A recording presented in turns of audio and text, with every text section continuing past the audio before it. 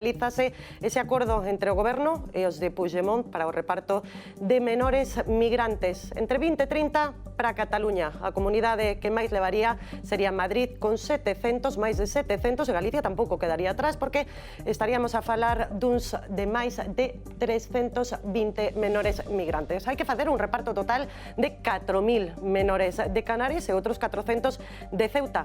Como se dividen? Pois, dende logo, a menor parte tócalle a Cataluña.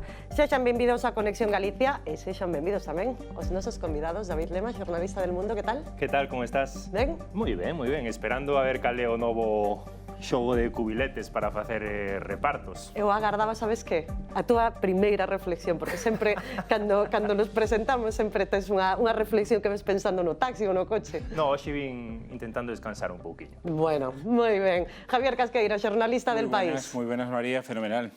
Todo ben? Muy bien. Pasados por auga.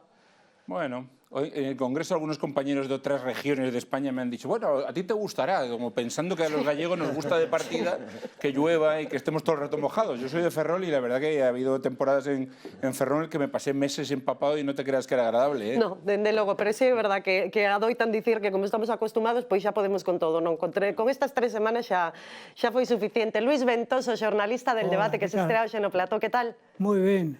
Non prefiro que chova, como se chove todo o día. En serio? Vexo mellor, sí, sí. Bueno. A mí isto de Madrid, de abrir a venta pola mañá, sempre o mismo día plof azul, non me gusta. Nada. Prefiro isto, sí, sí. Que quede xa para sempre. Madre mía. Para sempre. Rafa Cabeleira, xornalista, que tal vas? Ben, estaba pensando que hoxe é máis Conexión Galicia que nunca, non? Con isto da choiva, pero por meter non unha reflexión, sino un refrán, que miña boa, por exemplo, moi de refráns estará nos vendo, direi aquilo de que nunca choveu que non escampara. Certo é. Certo. E nunca chove a gusto de todos, Eso nin o tamén, de Luis, eso tamén. nin os que queran o sol. Pois unha aperta para a túa boa tamén. Bueno, ímonos meter xa en materia, porque falábamos dese pacto entre Junts e o Goberno, un pacto, de feito, do que soubemos esta mesma mañá por unha nota de prensa do partido de Puigdemont. Logo, pouquiño a pouco, fomos coñecendo reaccións e como adoita ser habitual xa entre os pactos entre Junts e o Goberno, baile de cifras, e isto foi o que lles preguntaron. Eso ya está pactado con el Gobierno, esa cifra, porque lo que transmite el Gobierno es que esa cifra es unilateral, no está dentro del acuerdo. Sí, si tu agafes les dades i fas números amb els criteris que recull el Real Decret, que quan es publiqui veureu, és la xifra que s'ha decidit. És així. He dicho claramente, en este Real Decreto no hay distribución numérica. Lo que hay es petición de certificación, 31 de marzo. Las comunidades trasladarán sus certificados del número de menores no acompañados. Yo no voy a valorar los números que ha hecho Junts por Cataluña, entenderlo. Para Junts hai cifras entre 20 ou 30 menores migrantes para Cataluña, pero para o Goberno aínda non hai, David. Bueno, eu creo que vas empezar botándome unha bronca porque a min agora mesmo as cifras son un pouco o que menos me importa, non? Eu vexo este pacto, este reparto, e a mí o que me interesa ir á natureza do acordo. E ademais, nun día como hoxe, que chega xusto despois do pacto que alcanza o Partido Popular con Vox na Comunidade Valenciana. Veño a dicir isto porque eu creo que o que pasou onte, o que pasa hoxe, é unha mala noticia para os que creemos que existe unha especie de encontro na centralidade ou na moderación política. Quero dicir, hoxe asistimos a culminación dun pacto entre o PSOE e Junts, no que a semana pasada dicíamos que só con escoitar a Puigdemont sabíamos a natureza xenófoba que tiña este pacto, non? Encontrámonos con que o PSOE hoxe asume que os menores non acompañados son un problema para a sociedade española, cando non é algo que non vai co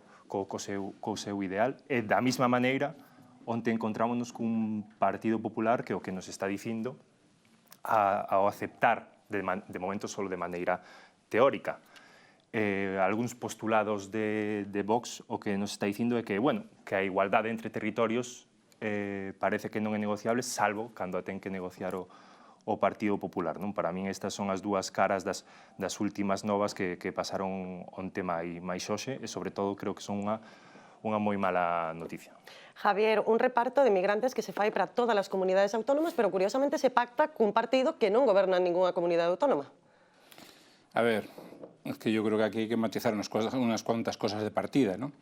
Yendo al fondo, que me parece interesante lo que plantea Luis. Bueno, para empezar, antes de llegar a Junts y llegar a esta propuesta, lo que se pactó fue con el Gobierno de Canarias, en el que está en coalición Canarias y el Partido Popular.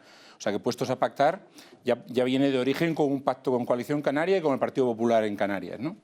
Y luego, a ver, yo creo que aquí, antes de entrar en números, que podemos entrar en números y tendremos luego un momento de tiempo para entrar en números, yo yo quiero irme al fondo del asunto. Yo creo que lo primero que tendríamos que mencionar antes de nada es si es digno que un país como España, en 2025, a estas alturas, con uno de los mayores crecimientos que hay ahora mismo económicos en la Unión Europea y en el mundo, presumiendo de situación económica, podamos defender que tenemos un problema para repartir a 4.000 niños en situaciones de indignidad total que están malviviendo ahora mismo en Canarias y que han huido de sus países porque allí no podían soportar la situación.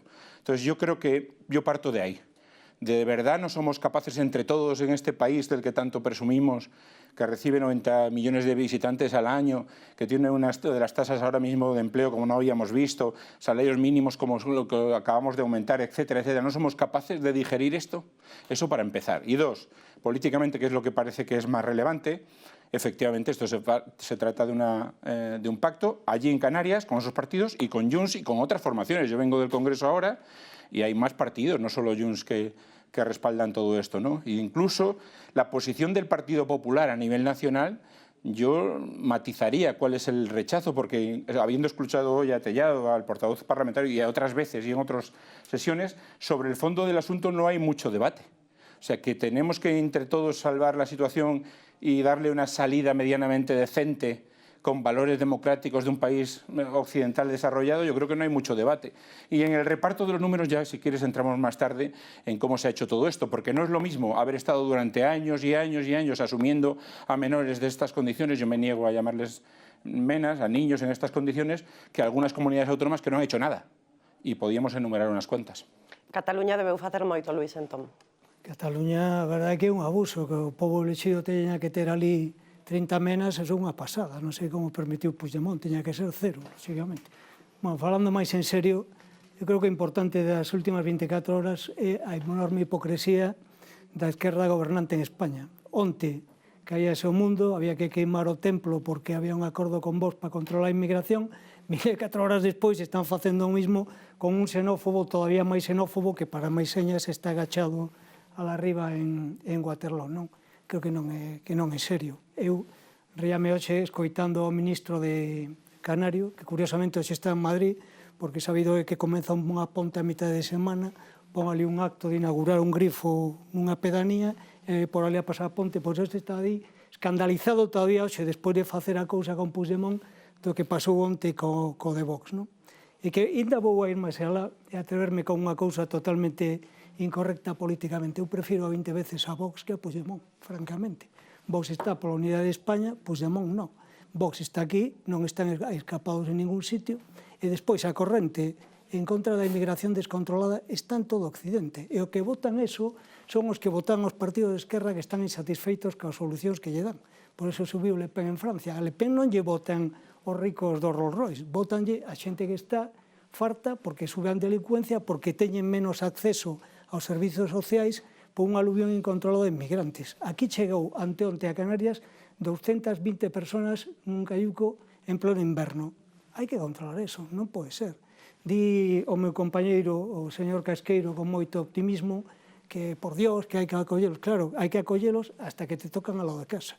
Despois xa non che fai tanta gracia. Porque es que é certo, hai problemas reais. Porque non se invirte en atender aos rapaces como é debido. Eu son totalmente partidario de recibilos, pero tratándoos ben. Hai que facer unhas escolas, hai que estar pendentes deles, hai que estar en riba deles, pero se o deixas por aí, onde acaban? Pois como acaban, é unha pena, claro que sí. Rafa.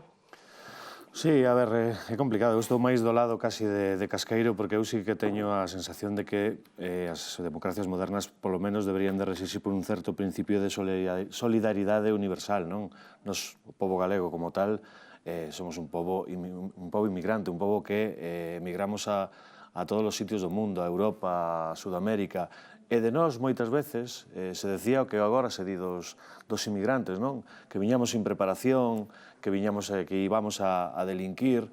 E o discurso, eu creo que nunca se axustou á realidade, e creo que o discurso catastrofista de que o inmigrante ven prácticamente que a causar problemas ao primeiro mundo, eu creo que tamén é catastrofista, porque ademais, se o miramos de verdade con ollos do primeiro mundo, con ollos capitalistas, eu creo que incluso son necesarios, non? Para moitas cousas. Imprescindibles para moitas cousas. Pero dito isto, non debemos de miralos así, deberíamos de miralos de verdade como auténticas persoas. Con respecto do reparto, ahora decía Casqueiro, pero por moitas chanzas que queiramos facer con Cataluña, Cataluña leva moitos anos invertindo en centros, en persoal para atender a este tipo de rapaces. De feito, teñen un plan para seguir atendendo estes rapaces moito máis alá dos 18 anos, que se sumamos estes rapaces que están acollidos estos, están xa por riba dos 4.000 e pico rapaces acollidos, o que os situaría como a segunda comunidade que máis acolle detrás de Canarias. Deixamos esta base sentada da solidariedade, pero voume ao comezo, a esas cifras. As comunidades do Partido Popular que tamén se pronunciaron, por exemplo, dende Madrid, din que levarán un asunto aos tribunais, tamén Aragón e Galicia tampouco desbota. Bom, eu creo que o que ocorre co Partido Popular é que dende onte perde un activo que para eles era moi importante a hora de criticar os movimentos do goberno con Junts, que é a autoridade moral, non? Cando o Partido Popular se erixe como un partido que en verdade defende esos principios dos que falamos sempre, do humanismo liberal, que non promulga unha política anti-inmigración, senón unha política de migración supostamente legal, ordenada, como dicía Luis, de intentarlle aportar os máximos recursos posibles. O que ocorre é que ti desde onte perdes esa autoridade moral. Entonces, en que lugar che deixa eso para mostrarte ahora de cara á cidadanía en contra deste reparto. Agora, meténdonos no reparto, bueno, pois eu non o podo dicir sen ironía, pero non deixa de ser curioso que unha das comunidades que presume de ser a máis rica, a máis próspera, de maior calidade de vida, evidentemente solo admita que poder acoller a 20 ou 30 rapaces. Hai unha cousa que me gustaría añadir para acabar esta intervención. Claro, falamos da cantidade de rapaces que Cataluña leva asumindo nos últimos anos. E por iso fago unha anotación, recibirá tamén unha compensación económica adecuada, por estar por riba da media. Iso tamén se anunciou hoxe. Claro, como queda isto cando escoitamos o discurso de Puigdemont, por exemplo, da semana pasada, onde establece unha serie de criterios absolutamente xenófobos, de un tinte fascista, como eu non vin nos últimos anos, cando di que quen queira vir aquí solo pode facer se fala catalán, se respeta os seus valores, non sei cales son os valores de Puigdemont, polo cal tampouco os podo analizar. Quero dicir, como envolve isto o acordo ao que acaban de chegar? Porque eu entendo que se o Partido Popular o vamos a analizar según os pactos que chegue ca extrema dereita, como di o goberno, supoño que os pactos que chega o goberno temos que analizar según o que di o seu socio, non? Me está tentando David al sacar de vez en cuando el tema de Vox y de Valencia, pero me voy a ir a lo que has preguntado. Por favor. Pero lo otro tiene una relación. Outro xa o dixeches antes, imos co de agora. Tiene una correlación, pero bueno, vamos a ir un momento a eso. Y es tremendo, ¿no? Porque lo estamos haciendo aquí y lo está haciendo todo el mundo. No es que nosotros seamos diferentes, pero estamos como en una balanza, en un mercado. A ver cuántos ponemos aquí, cuántos niños en esta situación lo ponemos, cuántos habían puesto en Cataluña, son suficientes, Madrid no le parece que esto es un chantaje catalán, etcétera, etcétera, ¿no? Entonces, yo quiero diferenciar, porque efectivamente si me introduces en el tema, lo ha hecho Luis, pero también lo has hecho tú, si me introduces en el tema la situación de Puigdemont y la situación de Junts, ideológica, de partida, yo estoy de acuerdo, yo estoy totalmente de acuerdo. A mí me parece impresentable que este país esté pendiente de un señor fugado de la justicia en Waterloo, no sé cuántas veces lo voy a tener que repetir aquí, lo he dicho innumerables, y me parece que el gobierno progresista, pactando una medida de esta sensibilidad con un partido de derechas, voy a quedarme ahí, en un partido de derechas como Junts, no es la mejor opción, vale. Pero yo creía que estábamos hablando de una situación de valores, de derechos humanos, fíjate lo que te estoy diciendo, porque estamos hablando de eso ahora. Podemos hablar de la ley de extranjería o podemos hablar de soluciones a la inmigración que no es que no encuentre España, parece que no está encontrando tampoco Alemania, que no está encontrando Francia, que no está encontrando Italia, que no está encontrando Estados Unidos, que no está encontrando nadie, porque la solución mágica no existe para este tema. Pero yo quiero hablar de los menores porque me parece que nos retrata como sociedad. Y porque no puede ser, teniendo en cuenta, fíjate, planteaba también Rafa, y no deberíamos ir por ahí, pero si vamos al debate práctico, de verdad no necesitamos nosotros en España 4.000 o 5.000 menores que vienen aquí con la posibilidad de integrarse en un país en el que le falta mano de obra para algunos trabajos de manera alarmante. Precisámoslos con orden, ¿no? Pues por eso te digo, llevan unos cuantos meses, por no decir que llevan año y medio en Canarias para que pongamos orden en sus papeles. Y pongamos orden y podamos repartirlos y de verdad, no sé ahora por tocar, estamos en la televisión gallega, ¿de verdad Galicia no puede acoger a 300 chavales y chavalas? 325 tocarían ya Galicia. ¿De verdad estamos hablando de eso? Con las necesidades de mano de obra en algunos aspectos básicos que tenemos. Estoy pensando en quién cuidaba a mis padres cuando yo no podía, en la cantidad de padres y madres que nos estarán escuchando ahora en Galicia que tienen a personas en sus casas para hacer determinadas labores. Es evidente que ese no es el problema. Entonces, estamos planteando otro tipo de cosas. Y si queréis hablar de inmigración, hablamos de un debate que está planteándose en todo el mundo y que no tiene una solución mágica, porque esto no es cuestión de decir ahora, como han dicho hoy en el Congreso y como he oído, no, entonces que se vuelvan a sus países de origen, los repatriamos, pero si han salido de allí, en situaciones en las que atraviesan durante semanas en una barcaza de mierda el mar para morir, muchos de ellos ahogados y mujeres embarazadas, ¿de qué me estás hablando de volver a sus países de origen? ¿De qué estás hablando? É un problema de todo Occidente, aquí o que estamos afondando é no xeito de como se está a facer en España, ¿no? En España y en otros muchos países, María, porque solución mágica no la hai. Sí, pero que todo é certo que nos necesitamos que veña xente fora, porque é que o ves, vas tomar un café, están cuidando os nosos avós, os nosos pais, tal, pero tamén é certo que o exemplo que poñe o compañeiro antes, cando os nosos iban a Suiza e Inglaterra, se chegaran cada día 300 nun cayuco, o Reino Unido mandábalos para atrás, Os traballadores galegos... De todos os xeitos, os menores tampouco teñen idade legal para traballar, hai que lembrar isto, non? E despois, claro, a inmigración é moi variada. Hai unha inmigración hispanoamericana con unha adaptación fabulosa, porque falan castelán, e son católicos que tamén influyen e teñen un modo de vida similar, e hai unha inmigración árabe machista, hai un nivel de crímenes de mulleres que nunca odio o progresismo. En España hai un 16% de población estranxeira e un 46% dos asesinatos de mulleres fainos os estranxeiros. Aí hai un problema cultural. Entón non é nin todo rosa, nin todo negro de que todos teñen que volver ca maleta volta para atrás. E despois, os que chegan non son precisamente todos escapados, porque a pasaxe vale 3.600 euros. Quen ten 3.600 euros en África? E moitos chegan co móvil, con unhas boas playeras, ben alimentados, o sea que o drama, hai drama, e tamén xente que ve Occidente na tele quere vir aquí a intentar progresar na vida, que é moi lexítimo. O sea que é todo moi complicado, non é blanco e negro. E estás no gris? Sí, eu intento sempre estar no gris. Mira, antes falábamos do principio de solidaridade universal e agora quería centrarme nos principios de solidaridade nacional, non? Moitas veces todos estes partidos que se enxen a boca co tema do patriotismo, eu pregúntome onde están nun momento onde ya hai que dar unha clara solución ao problema que teñen tanto Canarias, por exemplo, neste momento, como Ceuta, non? Onde están esas pulsións patrióticas que tantas veces falamos. E despois tamén quería introducir no debate unha frase que dixo hoxe Ayuso e que me ten aí un pouco loco, que di ela: non se pode fomentar la inmigración ilegal masiva. Eu pregúntome como se fomenta a inmigración ilegal masiva. Deixándoos entrar a todos. Así? Así de sinxelo. Ou explotando o mellor en orixe os seus países como fai Occidente? Sí, facemos unha exposición do Reina Sofía, tal, se queres. Eu quero que afondemos neste asunto pero noutro día, porque temos moitos máis temas que falar. O que pasa é que me quedaba un apuntamento. Eu non sei se escoitachedes esta mesma mañá a mesma entrevista que escoitei eu en Onda Cero o presidente Clavijo. Preguntoulle Carlos Alsina que lle parecían esas declaracións dos de Puigdemont, aludindo a que toda a xente que viñera de fora tería que aprender catalán. E non lle disgustou. Dixo, igual que cando veñen a España, teñen que aprender español.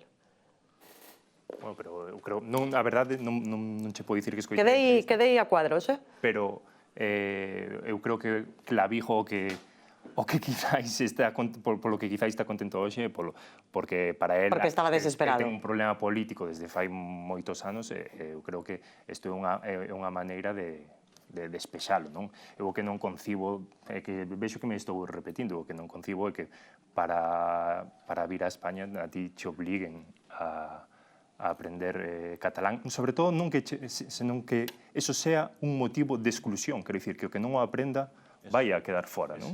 Entonces, por eso, eu voulle tirar outra vez da lingua a Casqueiro, que ten toda a razón do mundo cando di que aquí o que temos é unha cuestión humanitaria, un problema humanitario, non? Que parece ridículo de unha miseria política enorme, pois pornos, non nós, senón os nosos representantes públicos, a repartirse, eu me levo 400, e ti te levas 20, e sobre todo con criterios que, bueno, digamos que non son de todo obxectivos, senón que parecen un pouco cociñados, non? Vale, eu creo que nesto estamos máis ou menos todos de acordo. A miña pregunta sería, que ocorrería se este é un pouco el tú más que sempre nos fastidia a todos, non? Pero eu non me quero nin imaginar que ocorrería se estuvese gobernando o Partido Popular e chegase a acordos, imaginemos, con Vox en 3 comunidades cas que goberna, para establecer uns obxectivos e que xusto nas comunidades que goberna Vox, coa súa política anti-inmigración,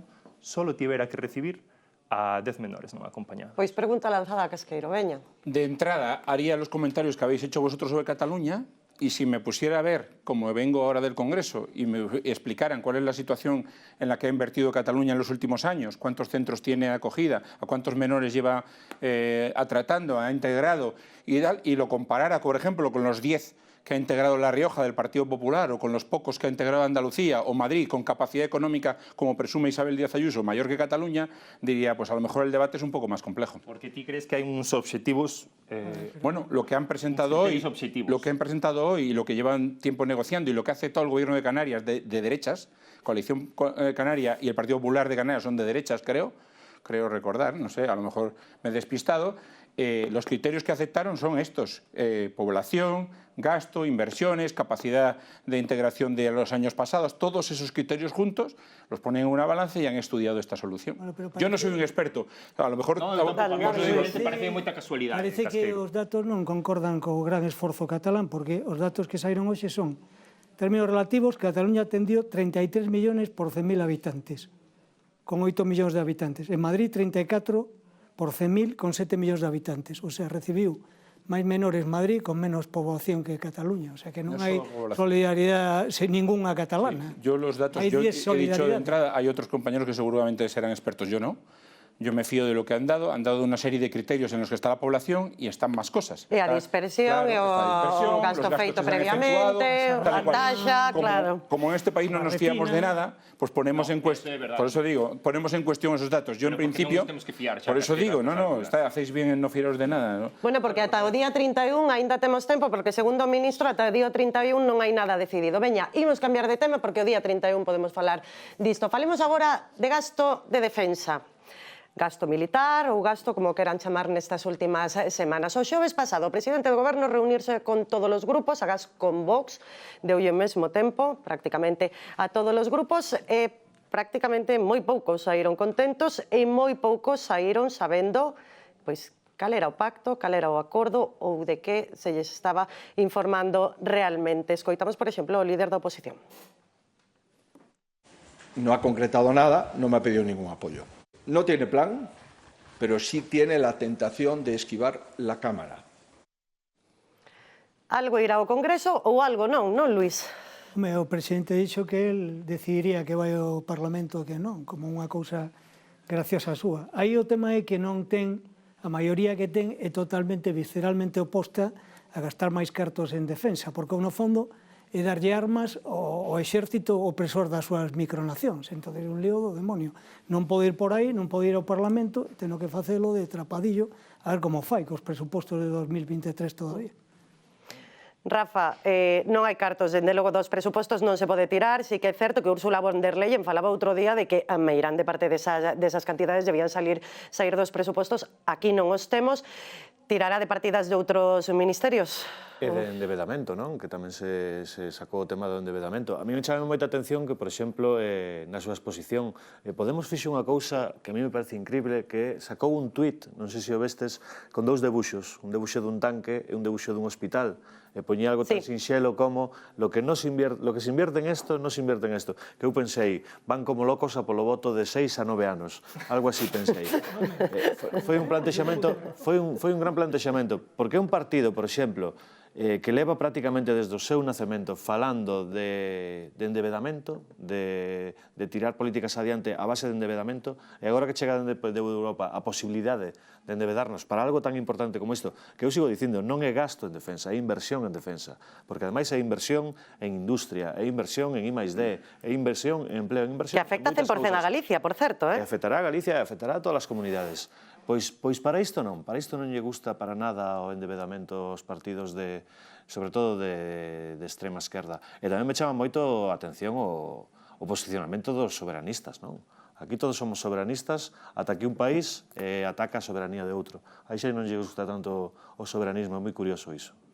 Podemos en contra, os grupos que integran Sumar en contra, de feito están pensando se apoiar ese escrito que presentou o Bloque Nacionalista Galego precisamente para rexeitar, non, este acordo? Para rexeitar non só... Bueno, este acordo, estas reunións informativas. Sí, para rexeitar non só o aumento do gasto, senón a saída da OTAN. Da OTAN. Quero dicir, que é como se volvésemos, bueno, non sei cantos anos atrás. A mí o que me fai un pouco de gracia é esta pedagogía eufemística. Quero dicir, o goberno sabe agora, sobre todo o PSOE parece, sobre todo o presidente do goberno, que non queda outra que asumir ese gasto militar, non?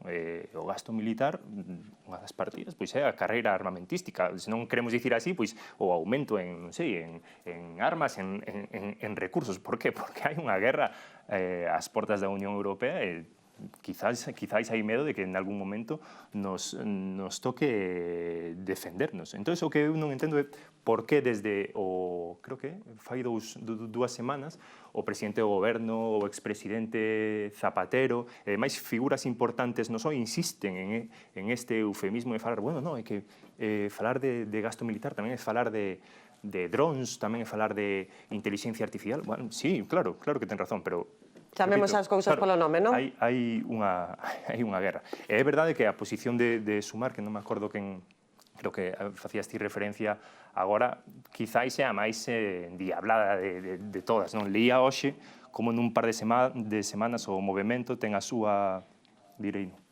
iba a dicir cumbre, ten a súa... bueno, a reunión do partido. E hai moitos militantes que xa están... O Congreso, perdón. Gracias, Rafa.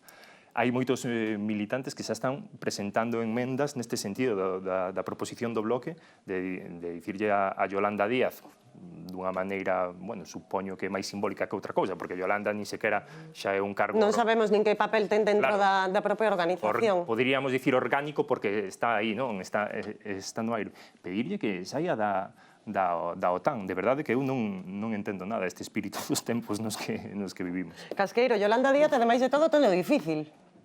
Porque para empezar, y no es cosa menor, es de Ferrol. Sí, justo. Está loitando contra a construcción naval en Ferrol. No es cosa menor, ¿eh? En la posición del BNG también ha habido gente que ha dicho, pero esto es un partido que defiende los intereses de Galicia, porque en Ferrol, tú lo sabes, yo soy de allí, pero hay miles y miles de personas que viven de las inversiones de la Armada. E ademais ela cunha vinculación familiar precisamente coa Armada, non? É curioso. Lo complejo de este debate en el que el partido de izquierdas, que además tiene una presencia allí política importantísima, tienen que mojarse sobre un tema como este, que efectivamente es invertir en todo eso que tú dices, pero también en defensa, ¿no? En armamento, etcétera, ¿no? A ver, yo quería subrayar algunas cosas, ¿no? Y es, aquí hay algunas posiciones que yo no sé si llamarlas populistas, infantiles, extraparlamentarias, parecen, ¿no? De partidos que saben que no van a gobernar y pueden decir lo que sea. Porque a estas alturas de la película, de verdad, ante una situación como esta, en la que tenemos una guerra en Europa y una amenaza evidente que acepta todo el mundo, estar diciendo que más hospitales y más cirujanos y menos armas... E máis flores e menos armas, de verdad, suena... Por eso digo, en otro contexto sonaría hippie y iba a decir una palabrota que no deberíamos decir en este horario, pero no la voy a decir. Elimino ese debate porque yo creo que está superado, pero para los partidos de Estado ¿Realmente alguien, pongo esta pregunta encima de la mesa, ¿alguien me puede decir cuáles son las diferencias reales entre el Partido Popular y el PSOE sobre este asunto? Después de haber pasado por ahí y de haber sido incluso despectivo a la hora de decir me ha ofrecido un café, por cierto, amargo, en fin, no sé qué es exactamente lo que quería decir con toda esa ironía Feijóo, pero además de todo eso, ¿cuáles son las diferencias? Y dos, que es lo que creo que también planteabas. El presidente del Gobierno no aclara muy bien cómo lo va a hacer, cuándo lo va a hacer, con cuánto lo va a hacer, ni el presidente del Gobierno de España, ni el presidente del Gobierno de Alemania, ni el presidente Macron, ni el de Canadá, ni nadie, porque realmente no sabemos lo que vamos a hacer. Y esta es la realidad de lo que está pasando en Europa. No sabemos. Von der Leyen ha dicho que tiene un plan para hacer 800.000 millones de inversión en el tema, pero no sabemos cómo va a ser, ni de dónde va a salir, si de otros fondos, etcétera. Y en España prácticamente lo mismo. Entonces la gente que dice, no, el presidente no nos ha dado detalles, no los tiene. Pero no los tiene él y no los tiene nadie. Va a comparecer la semana que viene, va a ser una comparación genérica, ya sí, te lo porque digo. O día 26 de marzo tampouco entendo eu que vaya a saber moito, non? María, no los va a tener. Y no los tiene y no los puede detallar, porque esto, efectivamente, si estamos demandando, y tiene cierta lógica y sentido común, que Europa se una y que vayamos todos al unísono y no compremos cada uno los rifles de mi empresa o de mi fábrica o de mi industria, tal, esto no se hace de la noche a la mañana y no va a ser de la noche a la mañana. Entonces, ¿que hay que pasar por el Parlamento? Es evidente que sí. ¿Que habrá que llegar al Parlamento a hacer un buen debate monográfico específico, extenso sobre todo eso? Sí. Pues cuando haya algo que debatir, porque ahora mismo no lo hay. Y esa es la frustración de este tema. Luis. No que é o gasto en defensa, home, non parece moi difícil botar unha regla de 3, que se gasto 1 e teño que gastar 2, canto máis teño que subir o gasto, non? E despois, o propio xornal, ahora que o presidente escribe contra Sánchez, fixo unha conta dando unha cifra de gasto real. Eu supoño que o coñeces, o periódico ese onde traballo. No sé moi bien cuál es la alusión. Salía en portada unha cifra de 6.000... El Mundo no. De 6.000 millóns anuais daban. Entonces, a cifra... Pero, volvendo atrás, eu creo que os partidos de esquerra teñen que opoñerse ao gasto militar por filosofía, e tampouco é unha insensatez. Un dos líderes máis importantes do mundo, se non o máis importante, que é o Papa, hoxe, na súa pelea na loita que ten contra a enfermedade, abogou directamente do leito ali do sufrimento por unha desmilitarización do mundo. Moitos cremos en eso, eu mesmo creo, porque a experiencia histórica é que sempre que hai un rearme masivo, a xente despois quere probar os xoguetes e veñen as guerras. Nas vésperas da Primeira Guerra Mundial hai un libro maravilloso que se chama A Torre do Orgullo, explica perfectamente como hai un gasto, anima o Kaiser, vai detrás a Inglaterra, Teddy Roosevelt se anima. En que acaba todo eso? En que hai que probar os xoguetes. E aquí isto que estamos facendo de hai que subir, é moi perigoso. Con un pouco de sorte, confiemos en que acabe a guerra de Ucrania e volva un pouco a moderación, porque eu creo que sería moito mellor gastar menos en defensa que gastar máis. Crees que non habería que gastar máis en defensa a día de hoxe? Creo que non. Polo ben da humanidade, creo que non. Claro, a min gustaríame pensar como a Luís, non? Pero é que xa hai xente probando xoguetes. Xa temos a un... Es que non son juguetes. Xa temos a un personaxe como Putin. No están probando juguetes, están probando armas. Y está muriendo gente que son como nosotros. Hay gente que estuvo en Kiev semanas antes de que estallara la guerra y estaba gente joven como nuestros hijos en los centros comerciales comprando como si no pasara nada. Y mirar lo que está pasando. Por no hablar de millones de refugiados. Es que no estamos hablando de juguetes. Por certo, Javier, por unir o tema de antes co de agora, fíxate que cando hubo que recoller a miles e miles de refugiados de Ucrania, non hubo tantos problemas co reparto, polo que sexa. Escuitaba agora a Luis e recordei, estaba buscando como se chamaba exactamente, que fai uns anos hubo un grupo de intelectuales que abogaban por algo que chamaban como a Constitución da Terra. Entón, era unha especie de ensayo no que promovían, agora vou, promovían que o teño aquí apuntado, que de verdad se podía crear unha especie de organismo global de garantías de defensa dos dereitos universais, non? Como barreira para as autocracias. Eu preguntábame cando olía, pero eso non existe xa? Naciones Unidas, non? Aquí estamos aí. Non existe, non se está violando xa. Por eso eu creo que o gasto en defensa, ao final, a defensa sí que é un pilar esencial de todo o Estado. Temos que chegar ao 2% antes de 2029 e isto suporía 24.000 millóns. Javier Casqueiro, isto é posible? A ver, es que... Quiero decir... Non sabemos como se vai facer, pero é posible 24.000 millóns... Estaba pensando, digo, vamos a ver, ¿cómo es posible que desde una posición, digo, por el debate que está suscitando sobre todo en la izquierda, ¿no? Una posición progresista y de izquierdas, haya tesis de decir, bueno, hace falta más rearme? Es que ese debate ya está pasado, es que nos lo han forzado, no es un debate que podamos iniciar y decir ¿a qué dedicamos el presupuesto en condiciones normales? No estamos ahí. Entonces a mí me gustaría pensar que efectivamente el Papa, el pacifismo, el hipismo, lo que tú quieras, todo fenomenal, pero yo no puedo ponerme en esa situación porque estoy viendo que la amenaza está aquí. Entonces, claro que me gustaría que el mundo fuera de otra manera. Entonces, no sé cómo se hará esto desde el punto de vista presupuestario. Es verdad que aún encima no tenemos presupuestos, no los vamos a tener este año. No sé si el año que viene, pero este año no los vamos a tener. El Gobierno, además, tiene una amalgama de socios con posiciones contradictorias. ¿Hay posibilidades, tú me preguntas, para sacar todo eso? Seguro que las hay. Para empezar, ya ha pasado, hace poco acaban de aprobar, hace poco quiere decir, no sé si fue octubre o noviembre pasado, una modificación de crédito de más de casi 700 millones para comprar armamento. Lo estamos haciendo y lo van a hacer más veces.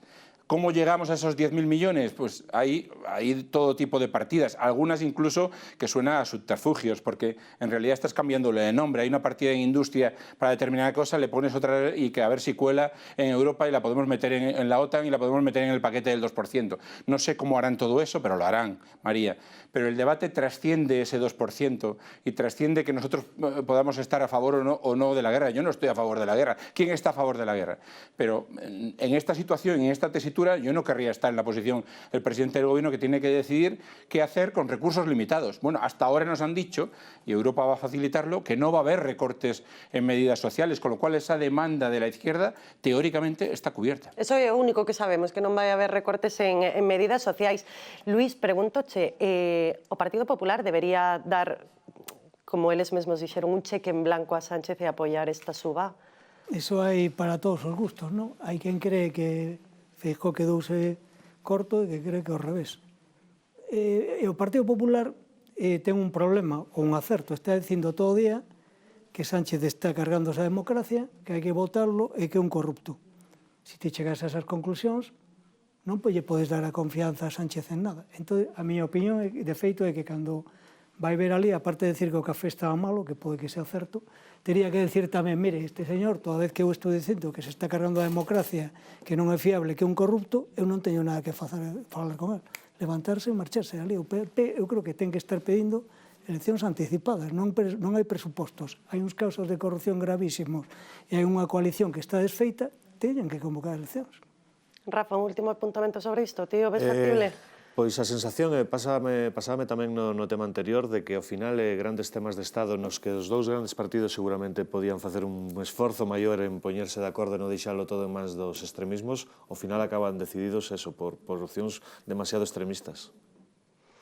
Agardo que o café da TVG este a bo, porque non quero saber o que logo diredes por aí do que se toma aquí. Cambiamos de tema, imos xa coa crónica xudicial. A finais da pasada semana, creo que en concreto era o xoves, xa pola tarde coñecíamos un novo informe da UCO con respecto ao irmán de Pedro Sánchez. A xuíza podía atribuirlle outros dous novos delitos, tráfico de influencias e prevaricación. Que aporta de novo este documento, estes informes da UCO? Hoxe Miguel Tellado empregou parte da súa mañá no Congreso en dicilo.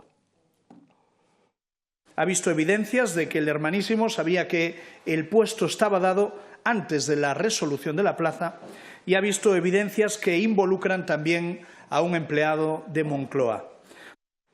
Bueno, isto era o que dicía Tellado, nós imos tentar afondar un pouquiño máis neste asunto. Voto en falta, David Lema, que non me trouxeras o auto hoxe do irmán de Pedro Sánchez, sí, porque eu tampouco o trouxen, pero confiaba en ti. Trouxen aquí un par de papelorios, pero non o do hermanísimo, como di. Bueno, que sabemos novo? O parecer, antes de que se publicara esa praza, o irmán de Pedro Sánchez xa estaría buscando alugueiro por unha cuestión xa temporal e de traballo en Badaxoz e algunhas cousas máis. Mira, nos publicábamos o outro día que xusto despois dunha visita do presidente do goberno a Badaxoz, creo que eran como 10 días despois, creábase a praza. A min este caso teño que dicir que prefiro alonxarme un pouco. Quero dicir, desde o principio ten unhas derivadas... Mójate, David. Non, que é o que queres ti e non vou caer nesa provocación. Desde o principio ten unhas... Estás esperando. Ten unhas derivadas que me fan dubidar de se esa praza se creou ad hoc. Por qué? Porque non sei hasta onde está chegando a investigación. Agora ben, é verdade que todas as informacións que vamos publicando non deixan en bo lugar o irmán, e sobre todo a súa declaración diante do... Sí, aquí lo foi para lembrar, sí. Pero cada vez sabemos que o círculo máis íntimo do presidente do goberno ten moita relación co PSOE na comunidade, na provincia. Entón son elementos que pouco a pouco van afondando e van cerrando un pouco o círculo en torno a que esa praza se creou. Moitos dos, outro día, non sei quen entrevistaba a un par de directores da zona, onde dicían que as andanzas do hermanísimo non, por dicirlo de alguma maneira eufemística, non tiñan moito que ver co desempeño do seu cargo. Pero a verdade é que eu con este caso son máis prudente que de normal. Vale, Javier Casqueiro, que sempre se pronunciou, por exemplo, en contra de que o fiscal xeral do Estado continuara no seu posto, con este caso sí que fuches moito máis prudente. A ver, estoy bastante de acuerdo con casi todo lo que ha dicho David y, por cierto, yo leí esa información del otro día y no para matizarla, sino para completarla, también hay que decir, porque me llamó la atención, que cuando Pedro Sánchez fue a ese acto político, porque efectivamente fue un acto político allí en Villanueva de la Serena, donde era alcalde el que luego fue presidente de la Diputación, que teóricamente colocó al hermano. Entonces, Pedro Sánchez era el líder de un partido, no era presidente del gobierno, ni era el secretario general, era el candidato para ver si elegía el Partido Socialista después de haberlo defenestrado. Es decir, las posibilidades de presión de Pedro Sánchez entonces eran limitadas, vamos a decir. No sé, si tú sabes. No, yo no lo sé, pero me especulo con que no era presidente del gobierno, no es una especulación, es un dato. No era ni siquiera el líder del Partido Socialista, estaba con el Peugeot dando vueltas por España para ver si alguien le apoyaba. Por cierto, Era secretario, ¿no? Xa que recuperara... Sí, eu creo que era secretario. Se recuperara a secretaría. Estaba en ese momento, buscando apoyos y rolando en el Peugeot con Ábalos. Insisto, xa era secretario en ese momento. La capacidad de presión era la que era. Y yo, sobre el caso este, por eso te iba a decir, abundando en lo que tú has dicho, yo al principio tenía muchos recelos y mucha prudencia con este caso, te lo tengo que decir, me parecía un caso muy menor, muy menor.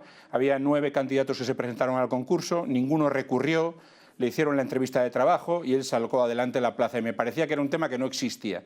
Y con el tiempo y con la actuación de la juez, me ha parecido una actuación... En principio, no la conozco de nada, no sé nada de ella, pero me ha ganado en el sentido que me ha parecido serio, me ha parecido un trabajo de indagación real de lo que está pasando ahí. Y empiezo a tener dudas. No las tenía, al principio me parecía muy menor, y empiezo a tener dudas porque veo que efectivamente hay una serie de comunicaciones. Entonces, aunque Pedro Sánchez no mandaba nada, ni tenía capacidad de presión ni de ofrecer nada, había el líder del Partido Socialista de allí, de la Diputación, la presidenta de la Diputación era suya, esta persona que teóricamente asesoraba desde la Moncloa estaba estudiando la estrategia de seguridad nacional en un momento determinado y luego mandando por la tarde mensajes. Empiezo a tener dudas de algunos de los comportamientos que hace nada me parecían que eran irreprochables. Ademais desa investigación, eu creo que o punto de inflexión tamén foi esa declaración do irmán de Pedro Sánchez na que todos vimos como dubidaba, como non sabía nin a que se adicaba nese posto, nin onde estaba tan sequera ubicada a oficina, non? Non sabía onde traballaba, que é unha cousa nova, non? Luis, inició la reconquista allí. Arrancó as primarias allí. Don Benito. Estaba todavía arrancando las primarias. Arrancó as primarias allí, bueno. O sea, no era ni candidato todavía. Eu mirarei nos pois, pero creo que non. Sabíase gañador, entón? Eu creo que o tema enténdese moi ben con unha metáfora moi sinxela, que Mariano Rajoy ten un irmán que vai a San Petersburgo a estudiar música 8 anos. Volve a España, non encontra chollo en ningures, pero de repente está Rajoy de xefe do PP e aparece o tipo, o irmán de Rajoy, de xefe de música da Diputación de Zamora. Entón, chega ali, é elexido en un concurso onde non hai ningún experto en música e todos os que o votan son do PP. Acto seguido, o tipo decide non ir a traballar nunca a oficina. Tal é o escándalo que lle montan outro despacho agochado en un piso para que non cante que o tío nunca vai a chollar. Segunda parte. Terceira parte.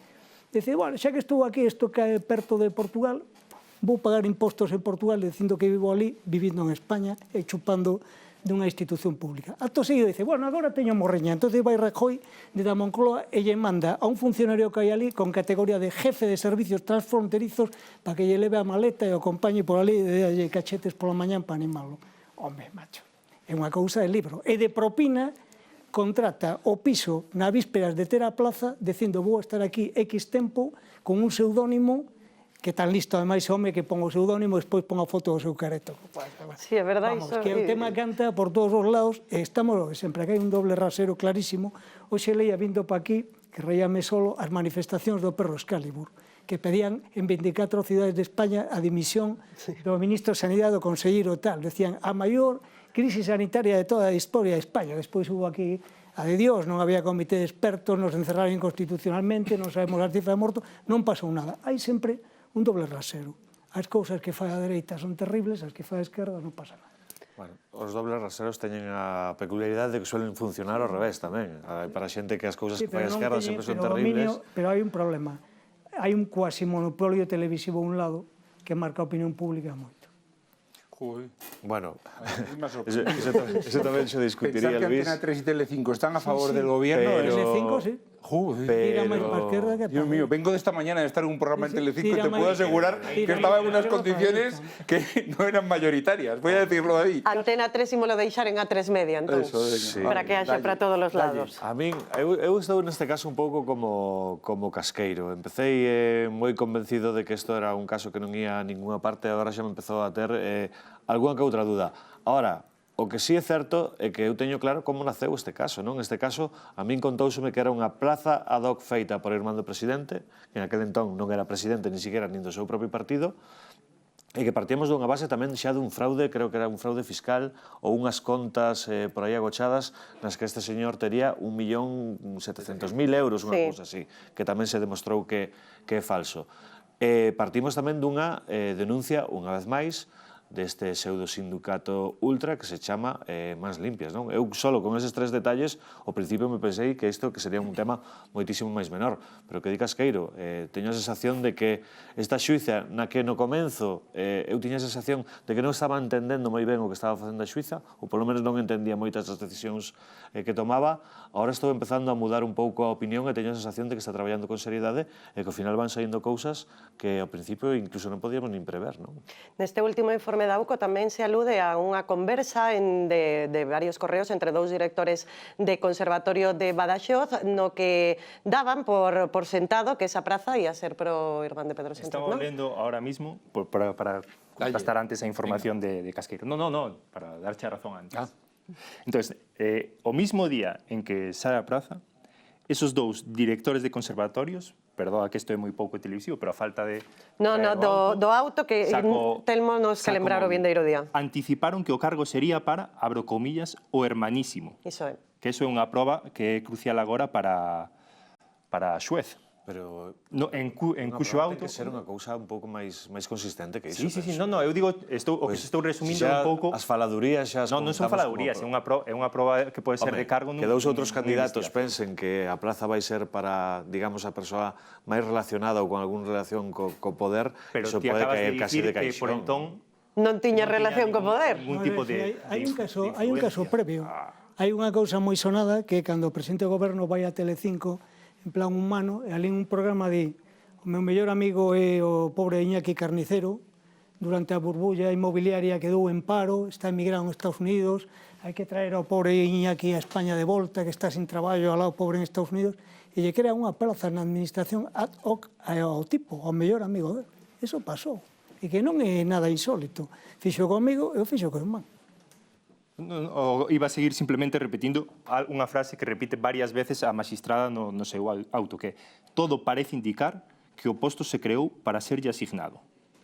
É unha xuiz, non é tellado na roda de prensa. Además, es unha juez que es verdad que non ha hecho... grandes alardes tampouco de públicas, proyección mediática, en fin, cosas extrañas, que ha habido otros jueces que han hecho cosas extrañas, por llamarlo de alguna manera. Por eso te digo que yo quiero pensar, como sí confío en la justicia, que esto vaya para adelante. Es verdad que puede parecer un caso menor en un momento determinado, porque tampoco es el escándalo del siglo, pero cualquier cosa que tenga que ver con una capacidad de presión de una persona importante, fuera presidente del gobierno, líder del PSOE y con la Diputación de Badajoz, que dirigía su partido, alguna capacidad de mediación podría tener, ¿no? Con lo cual sí se demuestra que vaya para adelante en todos los casos. Lo que no me resisto, María, es a, de verdad, a asumir, ya hay muchas cosas de las que ha dicho Luis que podría rebatir, pero de verdad, teniendo en cuenta que yo participo en algunos programas en esa televisión, que Telecinco sea una televisión que apoya al gobierno. He estado esta mañana allí y te puedo asegurar que no voy a repetir aquí la escaleta, pero realmente estaba en solitario, no, lo siguiente, defendiendo cosas desde mi posición, que es una posición nada revolucionaria, ya te lo digo, ¿no? Y de verdad que Telecinco, que en España haya una posición de duopolio televisivo a favor del gobierno, yo creo que no lo sostiene nadie con dos dedos. Telecinco feito, a cousa chega a tales extremos que eu asistín a conversacións de xente do PP falando, cargos do PP, dicindo, pero por favor, non pode ir alguén a Italia a falar con Berlusconi, que é un home de dereitas, para decirlle que poña a televisión en España para a dereita e non para a esquerra. En España, a ver... Bueno, me refiro no seu momento. hai tempo, non? Que inclina para a esquerda. Falemos da TVG. Falemos do último tema que quería tocar hoxe, porque xa nos queda moi pouquiño tempo, pero hubo unhas imaxes xa onte pola tarde que nos chamaron, pola mañá, que nos chamaron moito a atención. Repartíanse 218 vivendas con alugueiros, bueno, de protección oficial, con alugueiros pois asequibles, ¿no?, para familias máis necesitadas. Facíase en Sevilla inicialmente, e ao codir o alcalde de Sevilla e o presidente da comunidade autónoma, pero finalmente súmase o presidente do goberno, a ministra de Facenda e a ministra de Vivenda. Nunca tal se viu, David Lema. A verdade, descoñecía esta imaxe, pero bueno... Agora teremos as colas por aquí e xa os poderemos ver. Dúas conclusións moi rápidas. Primeiro, boca positiva. Entre tanta miseria política, aí temos esas imaxes, fíjate. Un comentario populista. Como van subindo todos. Alédame moitísimo que pareza que en algúns sitios haxa un plan que quere ataxar ou polo menos intentar aliviar o problema da vivenda en España, que, bueno, é verdade que non é só en España, senón en outros países de Europa ou de Estados Unidos, xa ameaza con ser estructural e que nos ten a todos... Pero este ritmo non vamos bien, a todos... A ritmo de 218... A todos... No, pero para arreglar las necesidades... Pero sabes que pasa, Hai que facer moitos desplazamentos de políticos. Si es por autoridades, no hai problema, porque autoridades hai, pero vai llegar a un ritmo un poquito máis acelerado. 200 nun sitio, 200... Se todos fixeran, se todas as grandes cidades fixeran 200, home, pois o millor... Un poquinho aliviábase a cousa. Había máis autoridades que llaves, tamén te lo digo. Correcto. Aí chegamos agora a cousa. Quero dicir, bueno, parece iso un escaparate de Inditex con todos os modelos posando, non? Quero dicir, isto é unha pornografía electoral absoluta. Que necesidade había de facer eso, non? Ou recibían eles chaves tamén.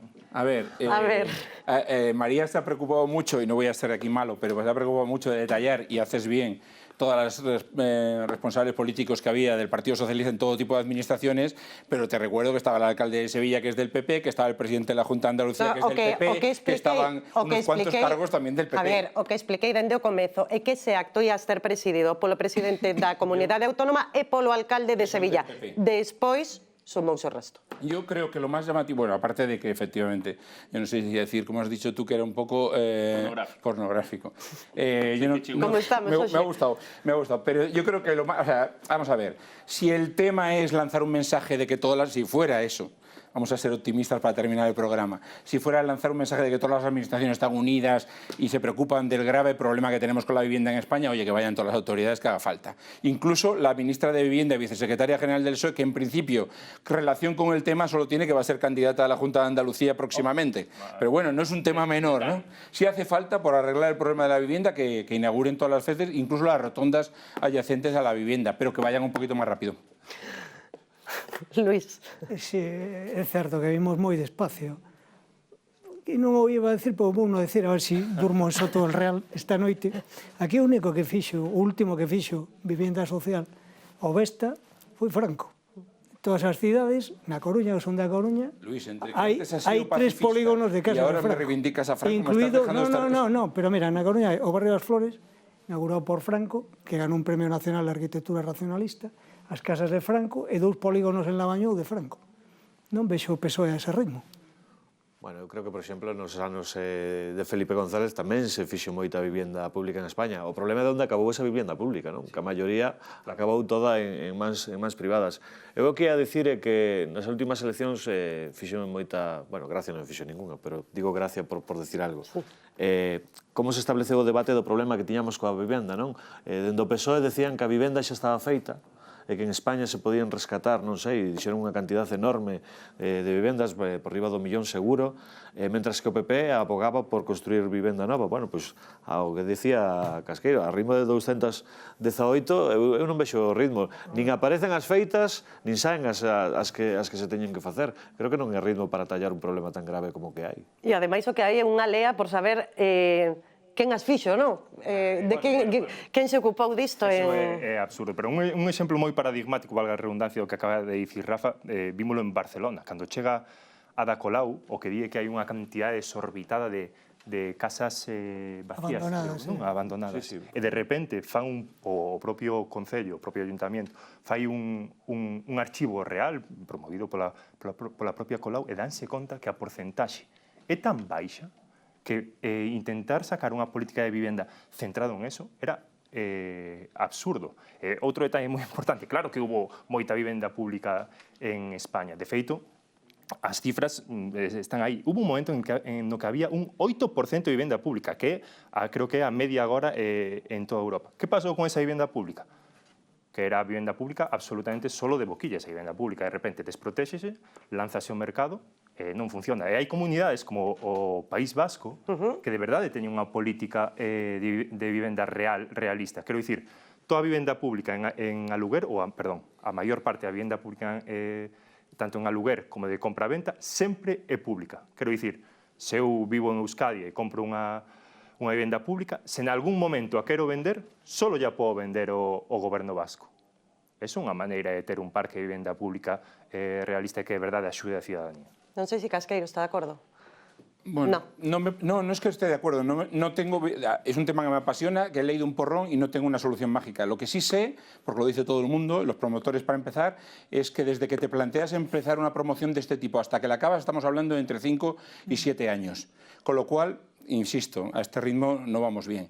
Y luego, que no es un tema ideológico, realmente, porque si tú te pones a pensar, y no quería sacar este tema porque me vas a regañar de nuevo, pero hemos sacado varias veces los datos, ¿no? En Madrid se han promovido miles y miles de planes de vivienda, miles y miles de planes de vivienda, y desde el mandato de Ayuso me parece que no llegan a 2.000 las que se han ejecutado y se han entregado. Con lo cual, es verdad que es la teoría de la derecha de que esto, el mercado y liberalizarlo todo, ya hemos visto que eso no ha funcionado, pero vamos, que la otra tampoco ha funcionado. La del gobierno socialista progresista promoviendo vivienda social tampoco está aí.